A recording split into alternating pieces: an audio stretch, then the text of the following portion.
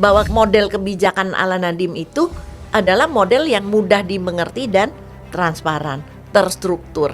Dan banyak orang yang mendapatkan kebermanfaatan dari itu, tetapi bahwasannya ditutup seolah-olah tidak pernah ada. Ini sebenarnya mengelabui masyarakat. Yang dilakukan oleh Nadiem pakai uang rakyat, Bu. Nah, ini yang banyak akhirnya diselewengkan kan, bahwa kurikulum merdeka itu adalah merdeka semerdeka-merdekanya, makanya menyebabkan anak jadi nggak bisa calistung. Nah itu kan fitnah ya Bu sebetulnya. Nah kalau sekarang kan spill sedikit-sedikit akan ada kebijakan ini, teaser gitu. Saya kasih bocoran ya. Nah, dengan tidak adanya sosialisasi resmi seperti itu Bu, kira-kira dampaknya apa Bu? Ya contohnya kan TKA. Kalau sampai TKA ini dipakai untuk memvalidasi katanya, sedangkan alat asesmen itu sendiri sekedar pakai AI dan tidak divalidasi, menurut saya itu juga parah loh Bu. Ya membahayakan anak-anak lah, karena itu dipakai untuk memvalidasi kualitas anak loh. Salam Nusantara, kembali bersama saya Inalim dan Ibu Ice Khadijah. Kali ini kita akan membahas mengenai di balik mekanisme lahirnya kebijakan reformasi pendidikan tahun 2019 hingga 2024 ala Nadiem Makarim. Bu Ice, Merdeka Belajar ini kan episodenya 1-26. Betul. Nah, gimana tuh sejarah sampai bisa terbentuknya sekian banyaknya seri ya? Ya, Bu Ina, kalau saya sih tidak melihat sejarahnya gimana ya, karena saya tidak terlibat langsung sebagai tim utama gitu ya. Tetapi saya melihat sebagai pelaku pendidikan dari luar. Saya melihat penyusunan kebijakan itu terlihat sangat teratur, sangat sistematis dan mudah dipahami. Saya sebelumnya itu sering mengkritik, ini kebijakan kok masih butuh dijelaskan ya. Padahal seharusnya kebijakan itu explanatory ya, dapat dipahami, dicerna oleh yang membaca tanpa ada misinterpretasi.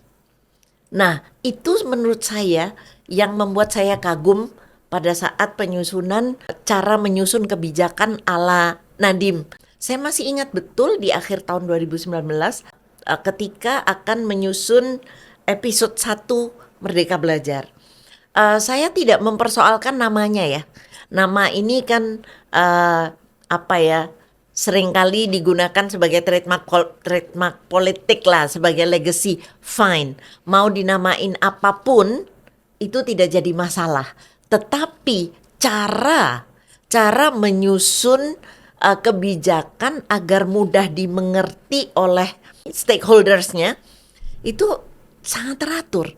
Episode yang pertama saya ingat tahun 2019 itu menyangkut tentang 4 hal penting, yaitu asesmen nasional sebagai pengganti ujian nasional yang dinyatakan berhenti, kemudian RPP disederhanakan, kemudian PPDB, dan kemudian USBN.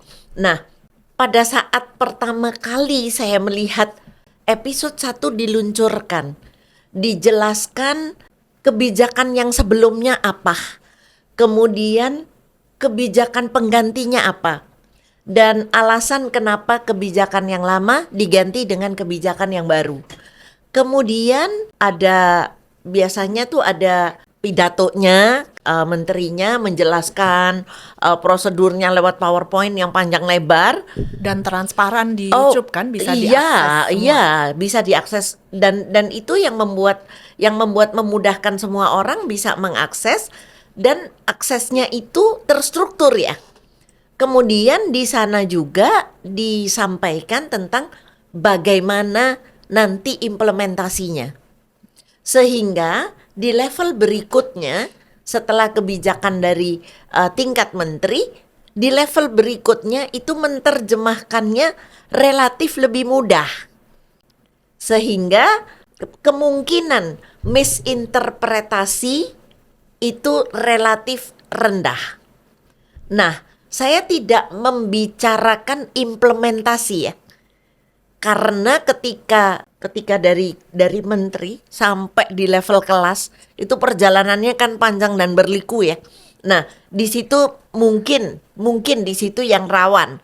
Tetapi dari cara menyusun kebijakannya, that's very easy, sangat mudah dipahami dan terstruktur. Ini menunjukkan bahwa ide yang digunakan berbasis design thinking yang melihat dari end to end. Kalau kebijakan ini diganti, penyebabnya apa dan akibatnya apa. Itu betul-betul kalau saya ya sebagai pendidik kagum sih sebenarnya. Karena kayak mudah gitu. Oh, ini episode 1 tentang ini. Episode 2 tentang apa? Oh, episode 2 tentang Kampus Merdeka. Nah, waktu itu.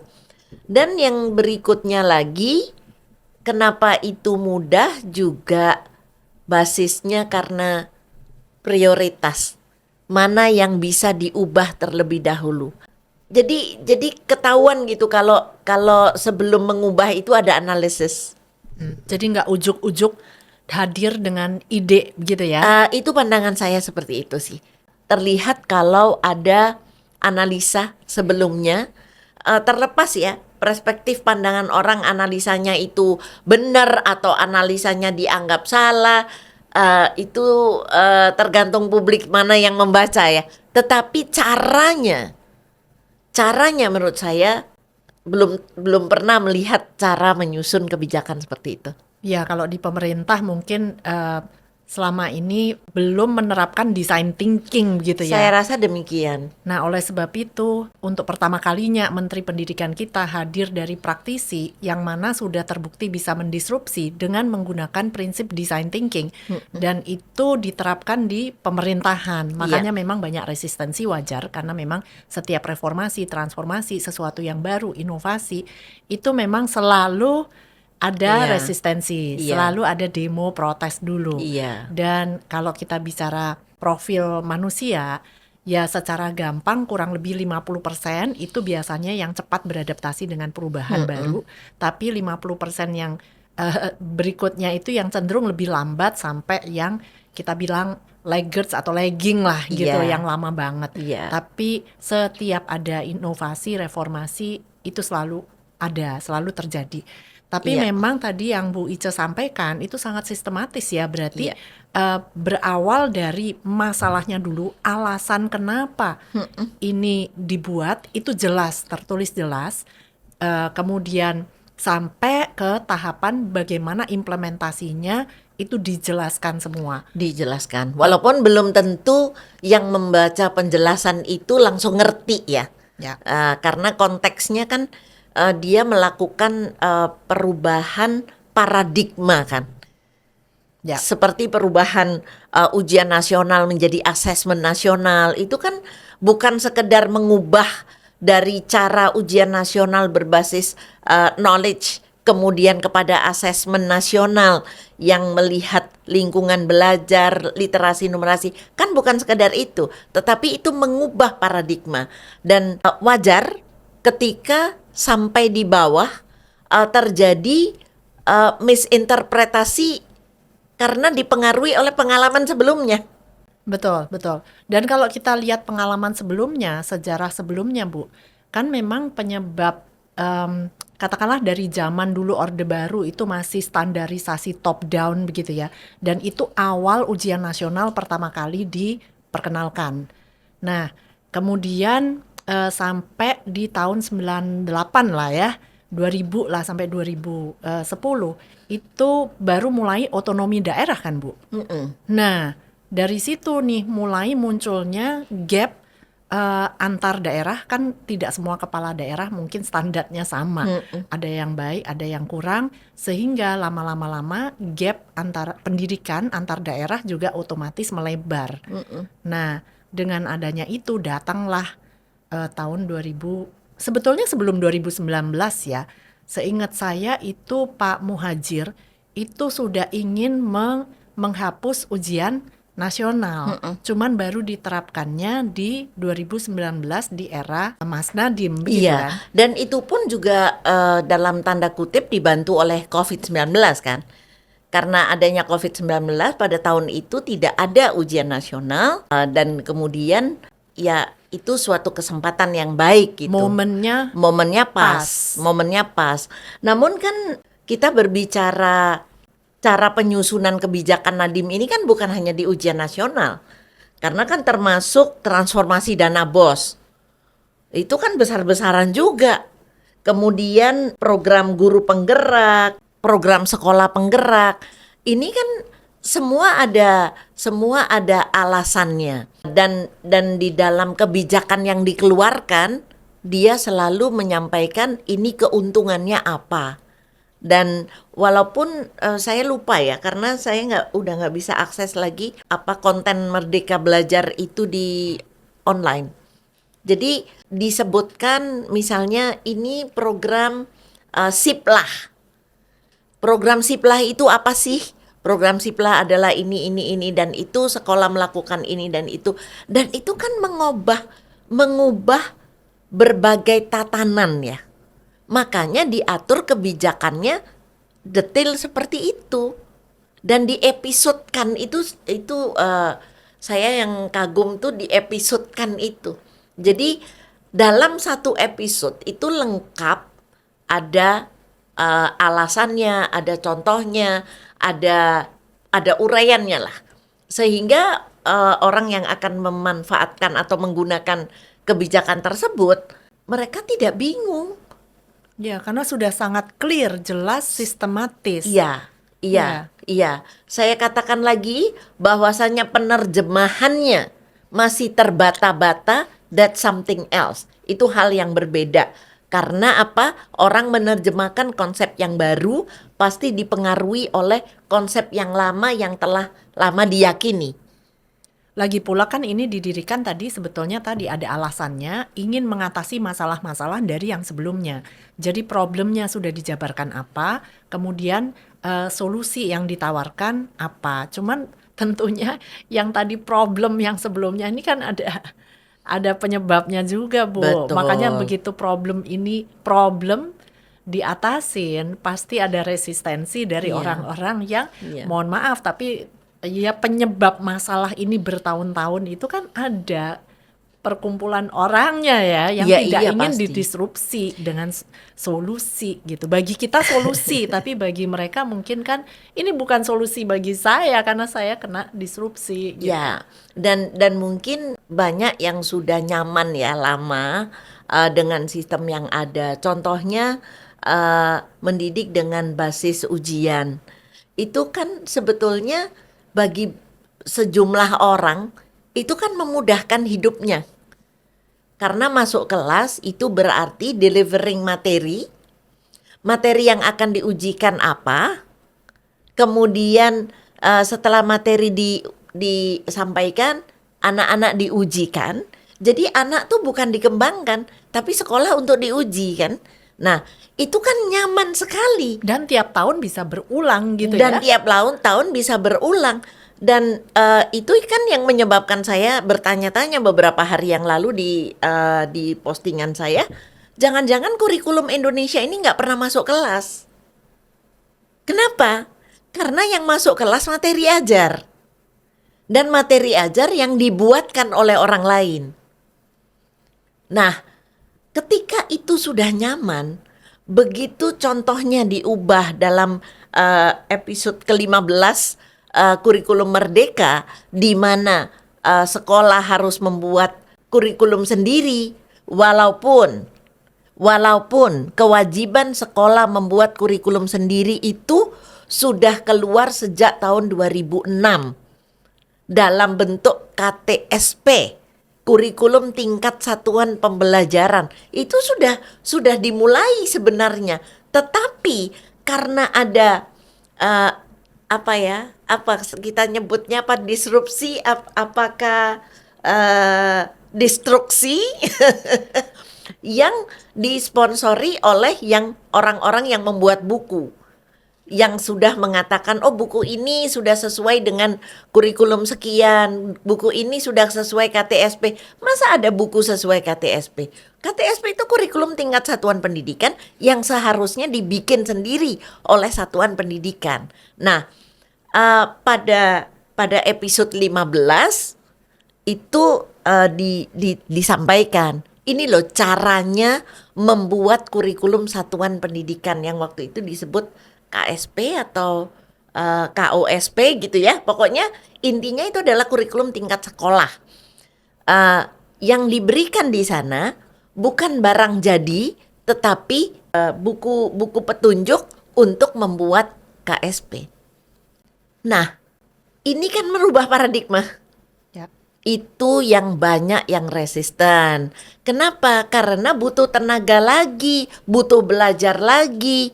Padahal itu yang merupakan kebutuhan anak-anak. Zaman sekarang. Zaman khususnya. sekarang. Dan kebutuhan transformasi pendidikan yang lebih kontekstual. Sehingga anak-anak yang ada di pesisir-pesisir yang jauh dari Jakarta, jauh dari Surabaya, tidak hanya diekspos oleh kemajuan-kemajuan yang ada di kota besar, tetapi disesuaikan dengan konteks yang ada. Dan itu dibangun melalui kurikulum di tingkat satuan pendidikannya. Nah, ketika itu tidak dilakukan, dan kemudian sekolah yang ada di pesisir, yang ada di urban menggunakan materi yang sama, hanya for the sake of nanti ujiannya sama. Nah, ini bagaimana kita akan membantu anak-anak kita bertumbuh pada masanya yang kalau boleh saya beri contoh yang sedikit agak judes gitu ya. Gimana anak-anak di pinggiran hutan di Kalimantan akan bisa memahami, mengeksplorasi bagaimana memanfaatkan hutan menjadi lahan kehidupan mereka jika dalam proses pembelajaran dari PAUD sampai SMA hal itu tidak pernah disentuh. Dan yang disentuh adalah materi-materi yang akan diujikan, materi yang akan diujikan aja. Nah, di sini ketika ada orang dari luar yang kemudian menginvasi lapangan kerja yang ada di sana, loh baru menyadar, kok ini anak-anak kita nggak bisa diterima ya di sini. Nah, karena tidak dibiasakan dalam proses pendidikannya untuk paham tentang apa yang ada di sekitarnya. Nah, ini pada kurikulum Merdeka yang dalam episode 15 itu dijelaskan bahwa dalam kurikulum Merdeka ini yang utama adalah melakukan kontekstualisasi dan sebagainya. Which is itu bukan hanya di kurikulum Merdeka. Sebelum-sebelumnya sudah disuarakan kan dari 2006.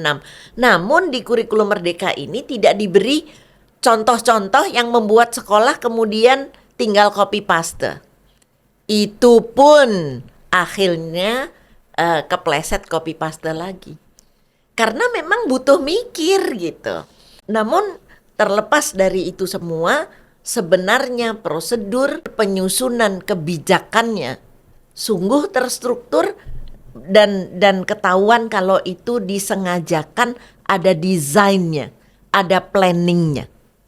Ya, jadi memang terbiasa oleh sosok yang terbiasa di industri, di perusahaan, memang terbiasa bekerjanya seperti itu, Bu.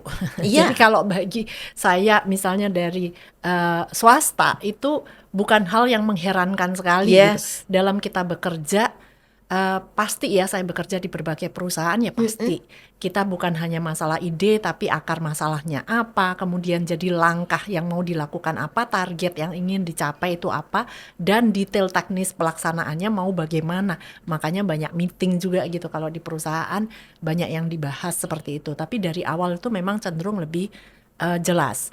Dan selama berpuluh-puluh tahun kan kita banyak mengeluhkan mengenai sektor pemerintah kita, ASN kita, itu kan yang banyak dikeluhkan. Jadi untuk pertama kali ini ditabrakkan kan Bu, dari sektor swasta masuk ke sektor pemerintahan, sehingga sangat kontroversial kebijakannya.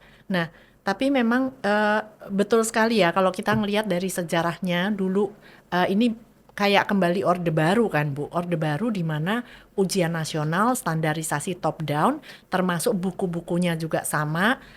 termasuk saya ingat olahraganya juga sama gitu ya kan, sekarang juga kembali lagi, dulu saya masih ingat senam kesegaran jasmani gitu ya, kita hafal.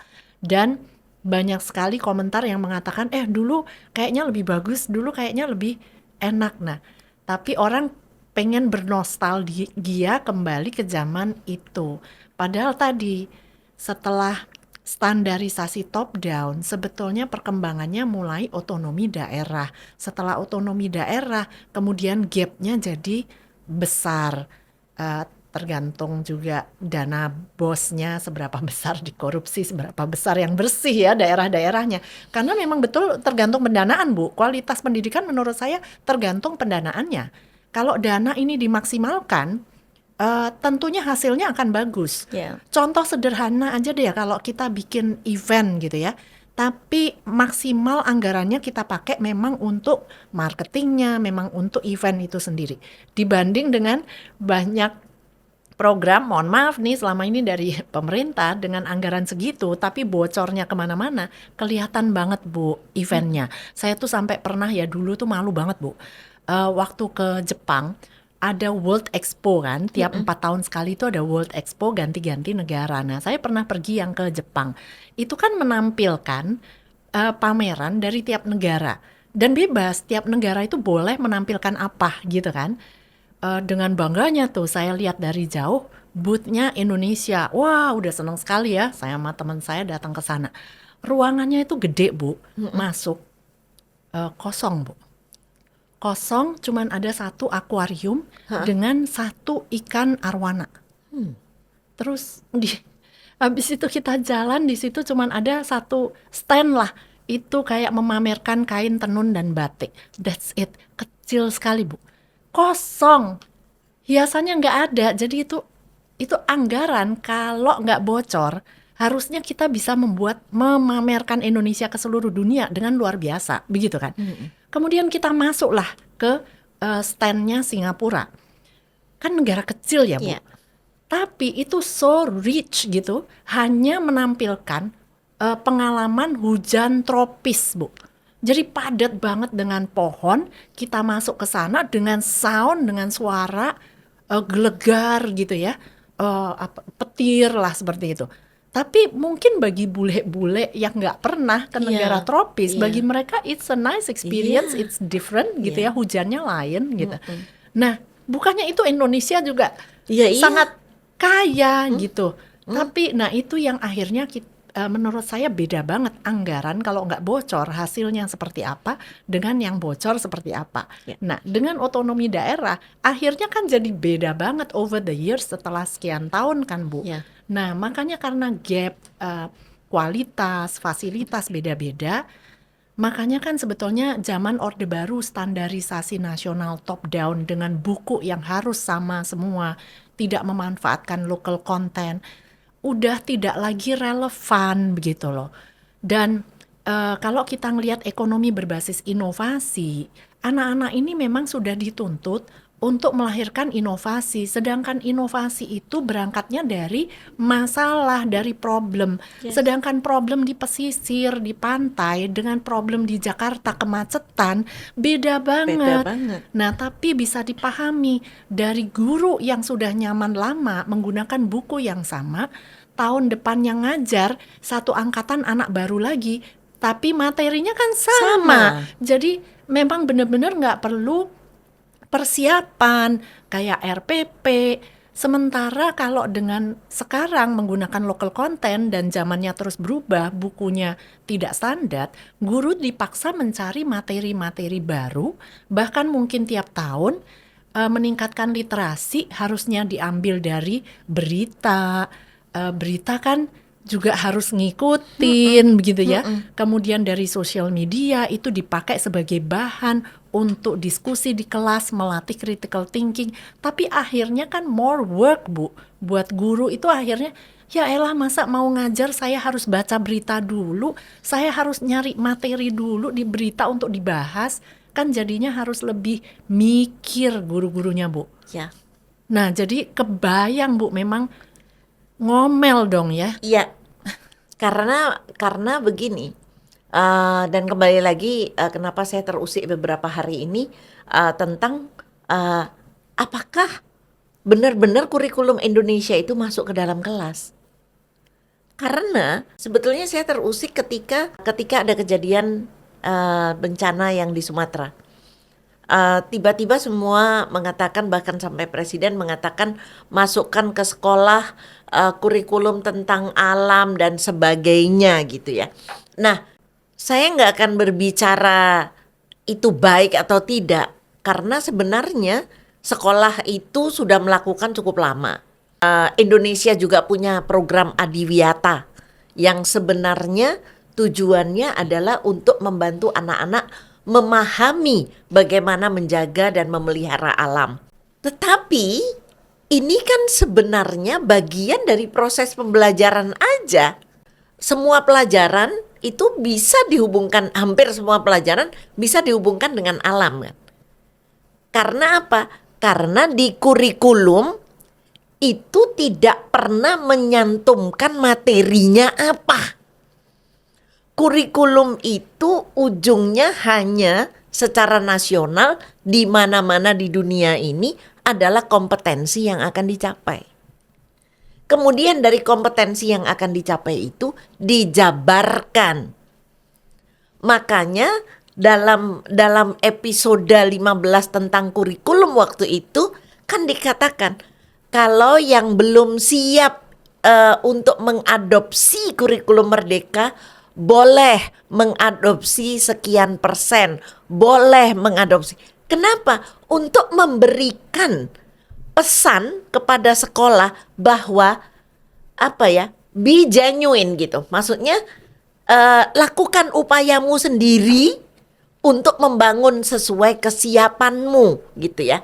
Nah, ini yang menurut saya bahasa saya keren gitu ya, bahwa membuat kebijakan melihat kemungkinan-kemungkinan yang bakal terjadi di lapangan seperti apa gitu ya. Yang paling saya ingat yaitu pengadopsian kurikulum Merdeka waktu itu. Ada yang mengadopsi secara mandiri, ada yang mengadopsi sebagian, bahkan kalau belum siap, kalau masih ngikut kurikulum 2013 diberikan kewenangan untuk memutuskan itu. Nah, ini kan melatih sekolah untuk menyesuaikan diri dengan kondisinya. Karena sekolah itu tidak bisa terus-terusan disetir, dimonitor. Sekolah adalah sebuah entiti yang bertanggung jawab untuk membantu anak-anak yang ada di lingkungan sekolah itu untuk bertumbuh. Bukan untuk dimonitor capaiannya seperti apa. Karena pemerintah pusat harus percaya bahwa sekolah akan bisa merunutkan dari kompetensi yang diharapkan secara nasional menjadi potongan-potongan dalam satu semester, satu sesi pembelajaran. Itu yang harus membuat ya orang di sekolah itu, sehingga bisa memasukkan konteks siapa muridnya dan dia sekolah itu ada di mana dan kondisi sekolah itu seperti apa. Nah, ini yang banyak akhirnya diselewengkan kan, bahwa kurikulum Merdeka itu adalah merdeka semerdeka-merdekanya, dibiar-biarin, makanya menyebabkan anak jadi nggak bisa calistung. Nah, itu kan menurut saya malah fitnah ya Bu sebetulnya kategorinya, karena harusnya yang mengungkapkan itu tahu sebetulnya kurikulum Merdeka bukan itu gitu. Tapi kalau sampai disosialisasikan di media sosial berulang-ulang, ini kan penyesatan. Yang selalu saya katakan, penyesatan yang dilakukan berulang-ulang menjadi seolah kebenaran. Sehingga banyak orang awam itu ngerasa bahwa iya ini kurikulum Merdeka semerdeka-merdekanya. Padahal yang dimaksudkan tadi yang dijelaskan Bu Ice, sesuaikanlah dengan kebutuhan masing-masing daerah dan kemampuan kesiapan masing-masing daerah. Karena tadi kesiapan yang di Jakarta dengan kesiapan yang di Papua kan berbeda. Nah, sedangkan capaian itu sekali lagi bukan semua harus mencapai segini. Tapi arti orang sudah belajar itu adalah dari titik tertentu mencapai titik di atasnya. Nah, dan berapa banyak yang dipelajarin? Kalau di Jakarta di sini, kemudian capaiannya cuma segini, sebetulnya the learning itself yang didapat tidak banyak. Dibandingkan dengan katakanlah di Papua segini, tapi capaiannya segini, berarti ini hasil belajarnya lebih Tinggi. bagus Iya. di Papua. Begitu ya, Bu? Iya. Nah, Iya. kemudian kalau memang benar-benar paham kurikulum merdeka, sebetulnya tidak perlu ada pernyataan yang setiap kali ada isu di Sumatera. Kalau gitu kita perlu masukkan isu-isu lingkungan di sekolah. Kalau benar-benar paham, nggak perlu, karena memang pasti sudah bisa di-embed di dalam pelajaran-pelajaran yang interdisipliner. Iya. Kalau bicara sustainability kan memang sekarang zamannya 3P, profit, people, planet. Yes. Perusahaan pun tidak hanya profit saja, harus sustainable. Sustainable tidak hanya lingkungan, tapi juga ada people-nya yang Yes. sekarang sudah tidak sustainable juga pekerjaannya. Jadi diharapkan target dari perusahaan profit, people, planet. Sedangkan ini kan bisa dimasukkan di pelajaran-pelajaran di sekolah. Bisnis bisa berkolaborasi dengan biologi, mungkin kimia, sosiologi, karena ada people di situ. Kebiasaan-kebiasaan yang dilakukan orang di bantaran sungai yang membuang sampah sembarangan mungkin. Begitu, sebetulnya kalau paham nggak perlu ada pernyataan setiap ada kejadian harus dimasukkan dalam mata pelajaran terpisah. Ya, gitu. tidak. Dan sebenarnya dari kurikulum kapan-kapan, dari katakanlah 2003, 2006, 2013, nggak ada kurikulum itu yang menyantumkan detail itu, nggak ada. Yang mendetailkan itu adalah pihak ketiga, yang antara lain adalah publisher, Penjual gitu ya. bukunya. Ya, ya ada yang lain-lain lah, semacam LKS, lembar kerja siswa, yang seolah-olah itu sesuai dengan kurikulum yang dimauin. Nah, sebenarnya dari kurikulum 2006 ke 2013 ke kurikulum Merdeka, ini sebenarnya perbaikan terus. Dari 2003 ya, kurikulum KBK waktu itu. Itu KBK diperbaiki menjadi kurikulum 2006.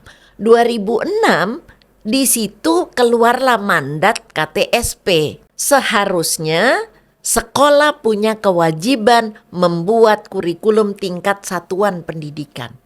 Bayangkan, karena itu tidak terjadi dan karena mungkin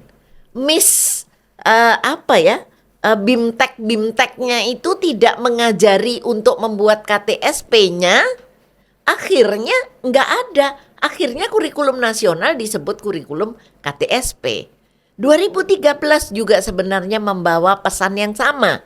Kemudian di kurikulum Merdeka juga tetap, tapi namanya diganti, tidak KTSP tetapi KOSP, kurikulum operasional satuan pendidikan. Which is actually semuanya itu sama. Bahwa kurikulum nasional itu nggak ada yang detail. Di semua negara kurikulum nasional nggak ada yang detail, Ibu, ya kan? Kurikulum nasional itu menyantumkan kompetensi yang mau dicapai oleh anak di seluruh negeri itu, gitu kan? Bagaimana mencapainya? Kemudian sekolah meramu kurikulumnya sendiri. Kalau zaman dulu itu disebut silabus kan ya, sesuai dengan konteksnya. Sebetulnya diberi kebebasan, sekolah dan guru itu dimerdekakan dan bahkan dihormati, punya kewenangan untuk mengatur, mengevaluasi siswanya. Tapi dimerdekakan kok malah marah-marah, merdeka semerdeka-merdekanya. Di balik itu berarti masih pengen diatur dong, Bu. Nah, ini yang sangat disayangkan, masih mentalnya pun just tell me what to do. Ya bahasa kasarnya masih bermental budak kalau masih minta kasih tahu saya mana yang persisnya. Ini yang aduh. Nah, mungkin masyarakat itu menerjemahkan merdeka itu masih simpang siur ya. Makanya dianggap merdeka itu semerdeka-merdekanya. Dan namanya juga kebetulan aja merdeka. Tapi kembali lagi pada apa yang kita bicarakan, bahwa model yang digunakan oleh transformasi pendidikan yang digagas oleh Nadiem itu adalah model penyusunan kebijakan yang terstruktur. Mengeluarkan kebijakan dengan cara yang mudah dimengerti, mudah dipahami, dan tahu apa yang harus dikerjakan. Tidak semua diberondong simpang siur ini. Kayak sekarang contohnya, kebijakan pembelajaran mendalam dikeluarkan bareng sama kebijakan TKA.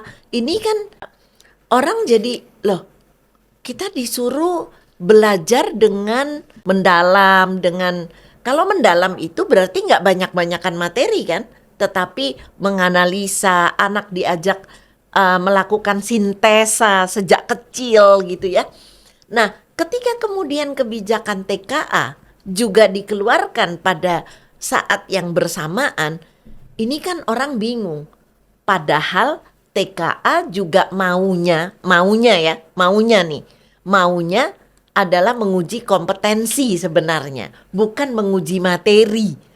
Namun karena masyarakat pada umumnya ngertinya kalau tes yang diselenggarakan oleh negara itu adalah mengukur standar dan itu mengukur mata pelajaran, maka dianggapnya itu menguji materi ajar dan bukan kompetensi. Makanya muncul begini, kok materi ujiannya nggak sama dengan mata pelajaran, nggak sama dengan materi yang kita pelajari ya. Nah, kalau berbicara menguji kompetensi kan tidak selalu berbasis materi yang dipelajari. Karena materi yang dipelajari di kelas itu sebenarnya adalah media untuk membangun literasi, media untuk membangun kompetensi. Itu alat sebenarnya. Materi ajar itu alat, bukan tujuan akhir. Alat melatih berpikir kritis lewat pelajaran sejarah, lewat pelajaran matematika, lewat pelajaran bahasa Indonesia.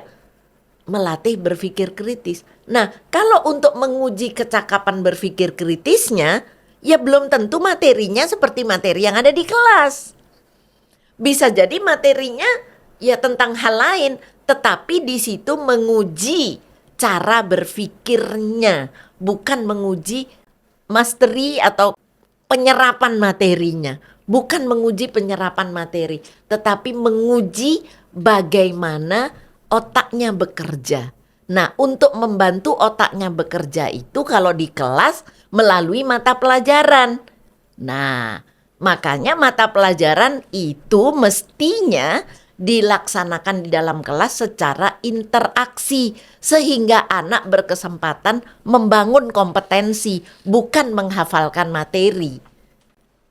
Nah, ini yang perlu menjadi perhatian teman-teman para pendidik di seluruh Nusantara, bahwa memampukan anak membangun kompetensi bukan penguasaan materi, melainkan membangun kompetensi dan literasi melalui materi. Ya, jadi memang saya setuju bahwa memang sebetulnya yang diuji itu harusnya kan sesuai dengan apa yang sudah diajarkan. Memang bukan yang persis, tapi apa yang sudah diajarkan itu kita evaluasi. Dan yang sering disalahartikan, saya itu tidak anti ujian. Memang setelah anak sekolah harus dievaluasi. Iya. Salah satunya bentuknya ujian, salah satunya bukan satu-satunya. Karena mengingat kompetensi yang diharapkan di dunia kerja sekarang itu sangat jauh berbeda dengan zaman industri 2.0. Sehingga kompetensi-kompetensi lain itu setara sama pentingnya dengan yang diujikan, yaitu hanya kognitif, seperti kemampuan komunikasi, kolaborasi melalui proyek, presentasi, menerima feedback, diskusi, perbedaan pendapat di kelas. Itu menurut saya melahirkan kompetensi yang sama pentingnya dengan kognitif. Nah, tapi menurut saya saat ini karena gap antar daerah dan antar sekolah itu masih sangat tinggi, sekolah-sekolah belum standar, ujiannya itu ujian sekolah sebetulnya. Jadi guru itu yang tahu setelah anak diajarin 3 tahun, kemudian sudah tercapai nggak kompetensi yang ditargetkan oleh guru atau sekolah itu sendiri, begitu ya. Sedangkan pembuatan tes TKA ini kan juga masih menjadi pertanyaan juga, Bu. Kemarin saya baru mendapat masukan, kenapa TKA matematika katanya Pak Menteri kan sampai jeblok sampai begitu ya, jebloknya. Nah, ternyata ini rumornya ya Bu, katanya pembuat tesnya itu profesor dari teknik lah gitu ya. Dan alat tesnya itu dibuat setara standar dari semester 1 jurusan teknik. Nah, jadi ini kan bukan untuk menguji hasil pembelajaran sebetulnya kan. Apalagi kalau jurusan teknik berarti matematika tingkat lanjut. Sedangkan di SMA tidak semua anak mengambil peminatan matematika lanjut. Kalau matematika yang diambil oleh semua anak itu bukan yang matematika lanjut yang untuk ke jurusan teknik. Kalau pembuat tes TKA-nya hanya teknik dan dia ngerasa saya kan mau menguji anak-anak yang mau masuk ke fakultas saya lah, berarti kan tidak ada koordinasi mungkin Bu antara pembuat tes dengan Kemendikdasmen. Nah ini kan kembali ke mekanisme membuat kebijakannya tadi berbeda dengan yang zaman reformasi Nadiem yang dipersiapkan dengan matang baru diselenggarakan. Kalau ini kan belum matang, pembuat tesnya juga bikin-bikin sendiri, katanya semester 1 jurusan teknik level matematikanya, tapi diberikan ke semua anak di Indonesia. Dan memang katanya tujuannya kan untuk syarat masuk ke SNBP, sehingga mungkin dari pihak profesor ya karena untuk SNBP ya standar saya sekian, tapi di tataran Kemendikdasmen dan pelaksanaannya akhirnya yang kesannya semua diwajibkan itu yang beredar, jadinya kacau ya. Dan itu juga kan dipengaruhi oleh yang mengeluarkan kebijakan. Nah, kalau zaman Nadiem setiap kebijakan keluar ada konferensi pers, hari ini yang dikeluarkan, ada YouTube-nya sehingga orang lain lihat. Nah kalau sekarang kan spill sedikit-sedikit akan ada kebijakan ini, akan ada kebijakan ini gitu, seolah-olah teaser gitu kepada masyarakat. Saya kasih bocoran ya, nah istilahnya bocoran. Dikasih bocoran akan ada perubahan. Nah itu tuh saya agak concern loh Bu, saya agak terganggu dengan kata bocoran. Karena itu kayaknya memberi kesan kayak orang-orang yang terbiasa membocorkan soal, ujian. Please deh kalau bisa tolong ya jangan pakai kata-kata saya kasih bocoran. Ini kan dibalik itu melahirkan apa ya, membangun attitude untuk melanggar aturan lah Bu. Betul, karena dari pucuknya sendiri udah menggunakan diberi bocoran. Seharusnya kalau di tataran publik pemerintah seperti yang dilakukan Mas Nadiem itu profesional, memang melakukan sosialisasi yang formal melalui YouTube, penjelasannya jelas. Itu misalnya yang IPA IPS waktu itu kan juga cuman sekedar bocoran. Akhirnya sekolah-sekolah takut. Jangan-jangan nanti jadi apa enggak. Padahal ternyata kan enggak jadi tuh. Tapi tidak ada pengumuman resmi lagi bahwa itu tidak dijalankan. Sehingga yang terjadi di lapangan sekarang ada sekolah-sekolah yang kembali menerapkan IPA IPS. Bingung lagi murid-muridnya datang ke saya konsultasi. Tapi ada sekolah-sekolah yang berani berpegang teguh. Enggak, memang ini anak-anak boleh memilih peminatan. Nah, dengan tidak adanya sosialisasi resmi seperti itu Bu, kira-kira menurut Bu Ice dampaknya apa Bu? Kebingungan. Semua menerjemahkan dengan asumsi-asumsi dan menurut saya akibat yang lebih buruk adalah distrust ya. Distrust. Jadi kebijakan-kebijakan yang dikeluarkan selalu diikuti, wah jangan-jangan ya, contohnya kan TKA. TKA itu sudah jelas kalau di regulasinya nggak ada sedikit pun mewajibkan anak untuk ambil TKA. Kenapa di daerah dan pada saat pelaksanaan itu saya sedang di Papua, anak-anak di SMK terpaksa mereka harus pulang dari intern lagi PPL di mana-mana harus kembali ke sekolah untuk melaksanakan TKA. Padahal mereka diuntungkan apa oleh TKA? Dan regulasinya mengatakan tidak ada sedikit pun mewajibkan. Nah, ini kan karena tidak ada deklarasi yang jelas, akhirnya stakeholder ini kan membuat keputusan sendiri. Ada yang disampaikan oleh kepala dinasnya malahan, ada yang disampaikan oleh para pengawasnya. Udah mendingan daripada resiko semua anak ikut aja. Itu ya buat orang barangkali seperti saya, mungkin juga Ibu Ina, mungkin melihatnya, loh ini negara loh, membuat kebijakan masa nggak dipercaya gitu.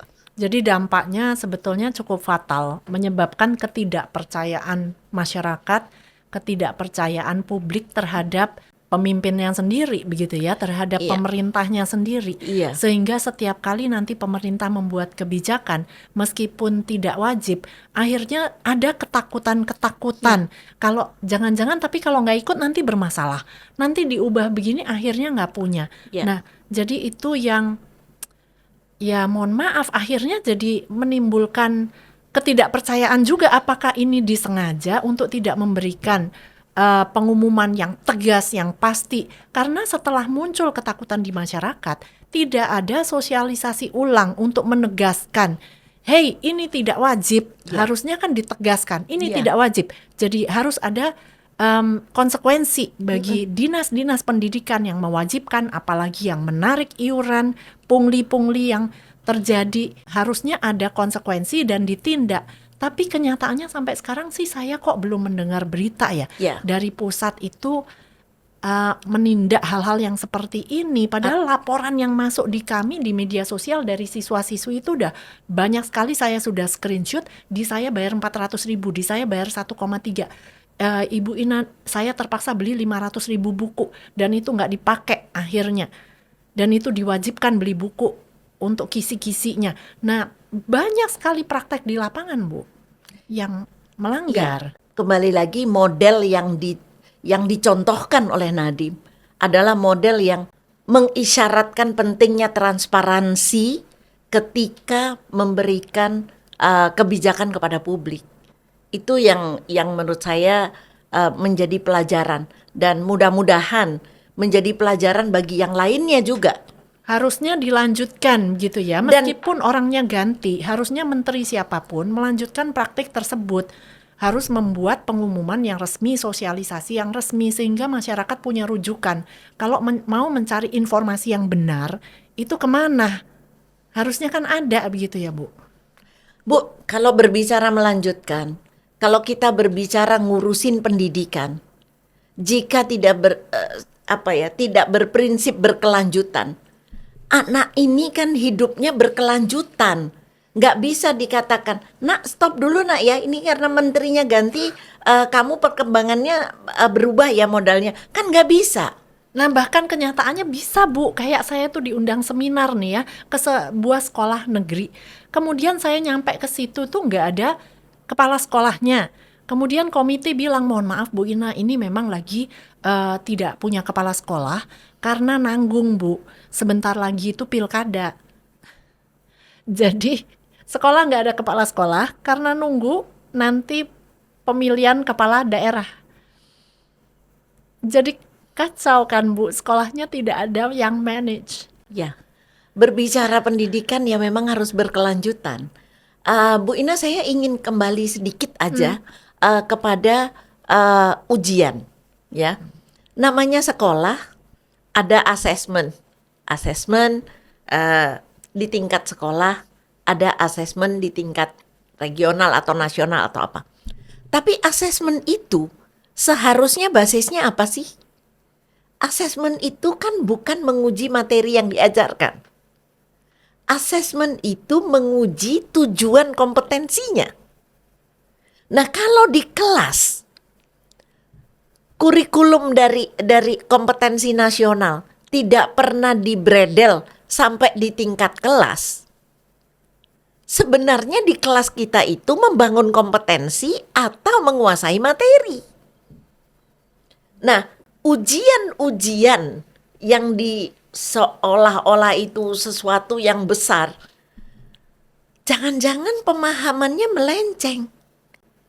Karena yang diuji sekedar materi, bukan menguji pemahaman, bukan menguji kemampuan menganalisa, bukan menguji membuat anak dapat mensintesa apa yang dibaca, tetapi sekedar menjawab kembali apa yang dipelajari. Ini sesuatu yang sangat besar. Dan ini saya lihat secara nasional, kalau dari pandangan saya, berbahaya? Saya masih penasaran banget Bu, isi dari TKA itu. Karena kan laporan-laporannya juga banyak siswa yang mengatakan menggunakan AI Bu. Jadi untuk membuat materinya menggunakan AI dan banyak watermarknya belum dihapus, kelihatan gitu, masih kelihatan menggunakan AI. Kemudian saya tanya anak-anak, laporan-laporannya nggak fair juga.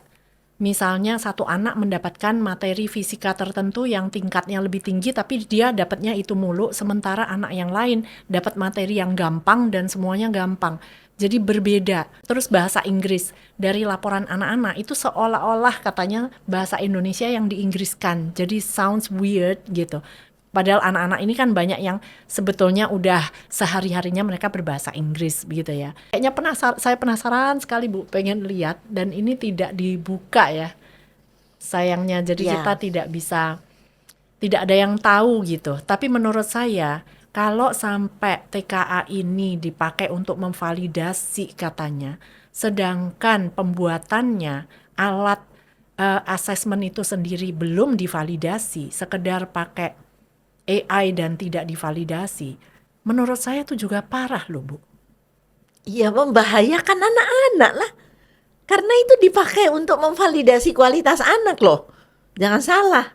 Dan yang lucu lagi barusan ada pengumuman Bu dari panitia penerimaan perguruan tinggi yang bahkan belum tahu nanti TKA ini mau dihargai berapa persen, rapot berapa persen. Jadi mereka mengumumkan akan menunggu dari hasil dari Kemendikdasmen. Baru akan ditentukan bobotnya nanti TKA-nya berapa persen. Berarti itu kan kayak benar-benar nggak ada persiapan, tergantung hasilnya aja deh gitu. Kalau hasilnya jelek mungkin saya hargainya sekian, kalau hasil rata-ratanya bagus dihargainya persentasenya naik atau gimana? Nah itulah kembali lagi ala Nadiem itu ketika mendesain kebijakan ketahuan kalau kebijakannya direncanakan. Jadi ketika ada resiko mudah sekali memitigasinya. Bukannya itu bebas resiko, bukan. Tetap ada resiko. Tetapi akan jauh lebih mudah untuk dimitigasi karena jelas gitu. Yang menurut saya mendesain kebijakan ala episode itu sangat membantu orang untuk memikirkan bagaimana melaksanakan dan bagaimana mendeteksi kekurangannya. Dan nggak perlu defensif ketika memang ada kekurangan. Ya dilihat kalau memang di episode ini misalnya ada kekurangan, apa yang perlu ditambahkan, diperbaiki. Apa yang perlu diperbaiki. Bayangkan dari episode 1 sampai episode 26 itu ada tentang buku cerita untuk anak-anak, ada tentang perpindahan PAUD ke SD. Kalau seandainya itu tetap dipakai, kenapa tidak dideklar kepada publik bahwa kebijakan ini nggak berubah? Karena kan sudah jelas, sudah diberikan wadah satu kebijakan di dalam satu episode. Ya mungkin karena legacy yang ingin dicapai berbeda barangkali, jadi berusaha untuk menghilangkan jejak yang sudah dilakukan, terlepas itu baik atau tidak baik. Yang baik tidak pernah diakui, yang tidak baik juga tidak pernah diakui, tidak pernah disampaikan kepada publik.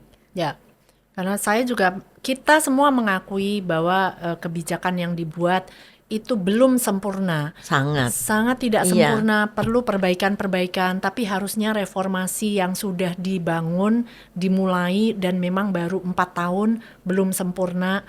Harapannya beri kesempatan untuk selalu ada perbaikan, disempurnakan. Ya memang pendidikan tidak akan pernah sempurna, tapi justru itu menariknya ya, masih perlu terus perbaikan. Dan justru itu saya juga sangat menyayangkan Bu, kalau sekarang itu seolah-olah kita merasa bahwa itu semua dibalik. Padahal kalaupun ada yang tidak dibalik, tolong kalau bisa kan diumumkan dengan jelas. Ini memang tetap tidak berubah, itu yang mana. Dengan demikian kewibawaan pemerintah itu akan ada. kepercayaan publik kepada pemerintah itu akan meningkat, dan dampaknya sungguh luar biasa kalau itu tidak dilakukan kan Bu? Ya, kalau menurut saya saat ini dalam setahun ya, karena ini sudah setahun, makanya saya lebih sering untuk menyampaikan kepada publik bahwa dalam setahun ini yang jelas apa ya. Kemudian membuat saya untuk recalling, untuk memikirkan kembali loh, yang kemarin-kemarin itu yang bagus apa? Yang dipertahankan Emang nggak ada? Ya. Iya kan? Emang nggak ada? Emang ada orang 5 tahun bekerja tidak ada kebaikannya? Padahal di lapangan guru-guru yang komentar di laman-laman kita itu kan banyak sekali yang tidak berani menyampaikan secara publik, tetapi menyampaikan secara personal. Banyak sekali loh Bu, ini. Dan itu yang mengusik hati saya. Kenapa sekarang harus kita omongin bahwa model kebijakan ala Nadiem itu adalah model yang mudah dimengerti dan transparan, terstruktur.